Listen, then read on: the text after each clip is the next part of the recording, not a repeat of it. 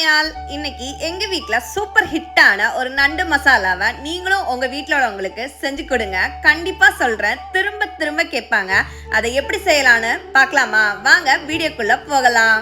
ஒரு கடாயில் எண்ணெய் ஊற்றிட்டு 1/4 ஸ்பூன் சோம்பு போட்டு நல்லா பொரிஞ்சதும் ஒரு பெரிய வெங்காயத்தை ஸ்லைஸாக வெட்டி அதையும் சேர்த்து நல்லா வதக்கிக்கோங்க. 20 சின்ன வெங்காயம் தோல் உரிச்சு வச்சுருக்கேன், அதையும் சேர்த்து நல்லா வதக்கிக்கோங்க. இது வேகிறதுக்கு இப்போ 1/4 ஸ்பூன் கல்லுப்பு போட்டு நல்லாவே வதக்கிக்கோங்க. இப்போ நான் 1 டேபிள் ஸ்பூன் இஞ்சி பூண்டு சேர்த்து அதையும் நல்லா வதக்கியிருக்கேன்.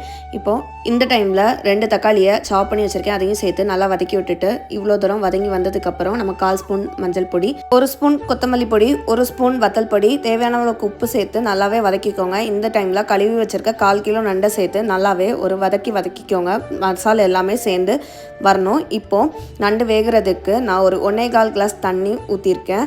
இந்த டைமில் தட்டு போட்டு மூடி வச்சுக்கோங்க. ஒரு மிக்ஸி ஜார் எடுத்து 1 ஸ்பூன் பெப்பர், 1/4 ஸ்பூன் ஜீரகம், 1/4 ஸ்பூன் சோம்பு போட்டு நல்லாவே தண்ணி ஊற்றி மையம் அரைச்சிக்கோங்க. உங்களுக்கு வேணும்னா நீங்கள் பவுடராக கூட அரைச்சி வச்சுக்கலாம். இப்போது நண்டு நல்லாவே வெந்து வந்திருக்கு. நண்டு வேகிறதுக்கு 10 நிமிஷம் தான் ஆகும். பார்த்தீங்களா, கலர் நல்லா சேஞ்ச் ஆகிருக்கு.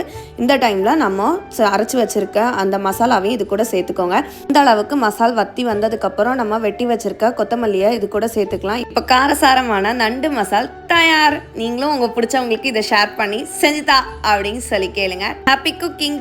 பாய்.